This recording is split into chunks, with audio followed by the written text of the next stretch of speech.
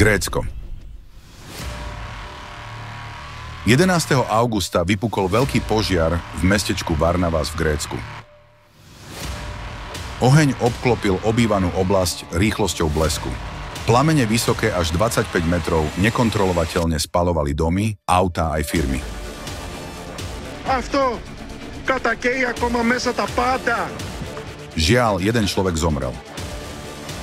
V dôsledku silného vetra sa požiar rýchlo vymkol kontrole. Z predmestí Atén boli evakuované tisíce ľudí.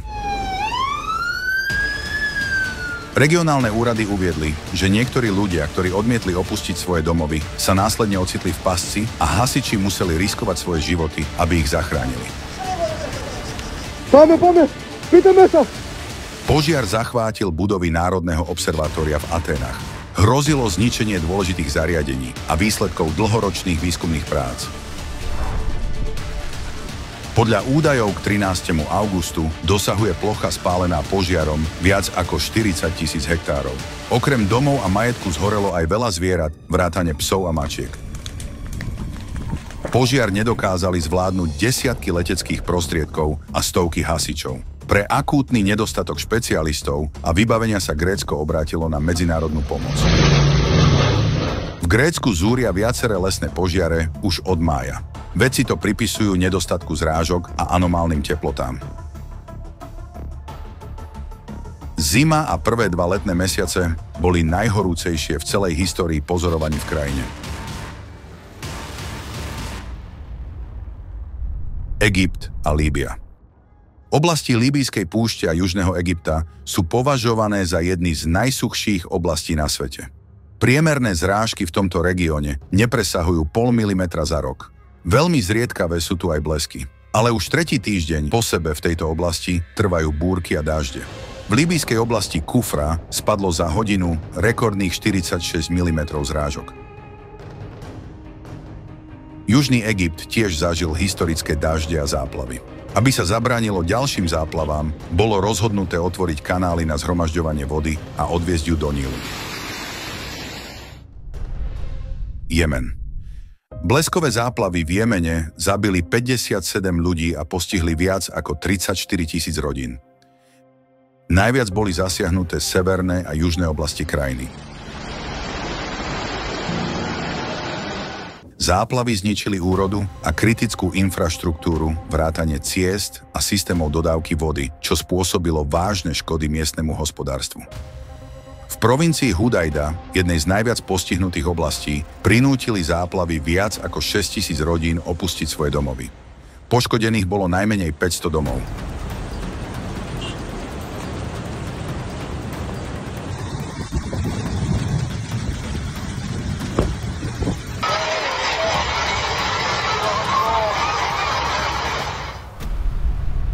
Austrália. Rekordné zrážky sa vyskytli v 2 austrálskych štátoch. V meste Ballina v štáte Nový Južný Wales spadlo za 48 hodín viac ako 200 mm zrážok, takmer 2,5-násobok augustového priemeru. A v Rockhamptone v štáte Queensland spadlo za 2 dní takmer 6-krát viac zrážok ako zvyčajne za celý mesiac. V Brisbane bola prerušená každoročná poľnohospodárska výstava, priťahujúca tisíce ľudí z celej krajiny. V dôsledku bleskových záplav bolo v celom štáte uzavretých viac ako 100 ciest. Spojené štáty a Kanada. 8. augusta tropický hurikán Debby opätovne zasiahol Spojené štáty. Po zoslabení na tropickú búrku vyšiel na pobrežie Južnej Karolíny. Debby spôsobila v rôznych štátoch najmenej 12 tornád. Tropické búrky zvyčajne nevytvárajú silné víry, ale Debby splodila v okrese Wilson ničivé tornádo kategórie EF3. Vážne poškodilo tucet budov, v jednej z nich zomrel človek. Búrka sa pomaly presúvala na sever a cestou vyliala obrovské množstvo dažďa. V Severnej Karolíne spadlo miestami viac ako 350 mm zrážok, čo spôsobilo bleskové záplavy v celom štáte. V štátoch Pensylvánia a New York boli zaplavené dediny, zničené cesty a domy. Škody spôsobené povodňami boli pre miestnych obyvateľov šokom. V okrese Tioga ľudia na pomoc čakali na strechách. Záchranné akcie boli vykonávané pomocou vrtuľníkov a vznášadiel. 9. augusta sa búrka Debby dostala na juh kanadskej provincie Quebec. Na mesto Montreal za jeden deň spadlo najmenej 154 mm zrážok, čo je bezprecedentné množstvo. Podľa kanadského meteorológa to bol najsilnejší dážď, aký kedy mesto zažilo. Bez elektriny zostalo 480 000 spotrebiteľov. Desiatky vnútroštátnych a medzinárodných letov na letisku Montreal-Trudeau boli zrušené alebo oneskorené.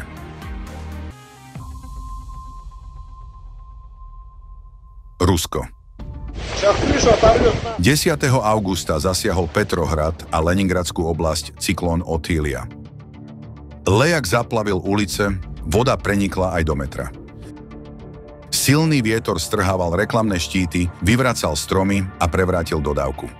Cyklón vyvolal v tejto oblasti neobvyklý jav. V Petrohrade, ako aj v meste Tosno, bolo zaznamenaných niekoľko tornád.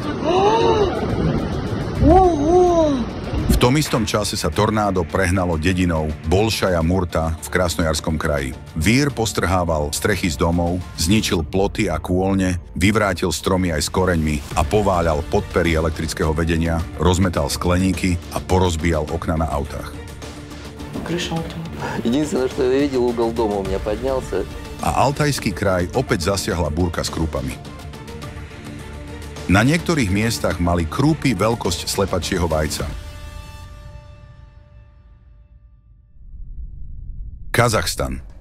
Silná ľadovcová búrka zasiahla 8. augusta hlavné mesto Kazachstanu. Astanu rýchlo zahalili mohutné mraky a silný dážď, pričom krúpy veľkosti prepeličích vajec rozbíjali okná a fasády budov. Poškodených bolo najmenej 5000 automobilov. Ľudia boli šokovaní vyčíňaním živlov a ich následkami. 2 osoby kontaktovali záchrannú službu so zraneniami hlavy. Čína. Od konca júla zažíva južná Čína anomálne horúčavy. 7. augusta teploty v 8 provinciách krajiny prekročili 40 stupňov Celzia. V provincii Zhejiang padol teplotný rekord augusta plus 42,8 stupňa Celzia. 11. augusta ešte pretrvávali extrémne horúčavy.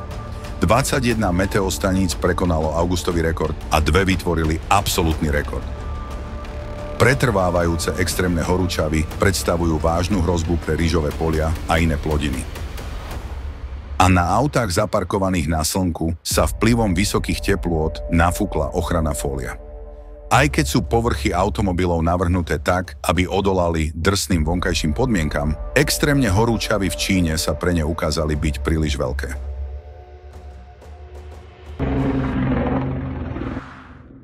Letecké nehody. Už v apríli 2023 na fóre Globálna kríza, východisko existuje, predpovedali vedci, že kvôli vzniku zón atypických magnetických anomálií bude čoskoro takmer nemožné lietať. A žiaľ, táto predpoveď sa nám začína naplňať pred očami. Letecká doprava je čoraz nebezpečnejšia. 11. augusta sa let spoločnosti EVA Air na ceste z Jakarty do Čajpeja ocitol v silnej turbulencii vo výške viac ako 11 kilometrov. V dôsledku incidentu sa zranilo 6 letušiek. Lietadlo našťastie bezpečne pristálo na mieste určenia. Iný incident na oblohe sa skončil tragédiou. 9. augusta sa lietadlo smerujúce na medzinárodné letisko São Paulo v Brazílii zrútilo nad obytnou štvrťou v municipalite Vinhedo. Na zemi nebol zranený nikto, zahynulo však 57 pasažierov a 4 členovia posádky. Lietadlo spadlo z výšky vyše 5 kilometrov len za minútu. Vo videu natočenom očitým svedkom vidno, ako lietadlo padá v plochej špirále.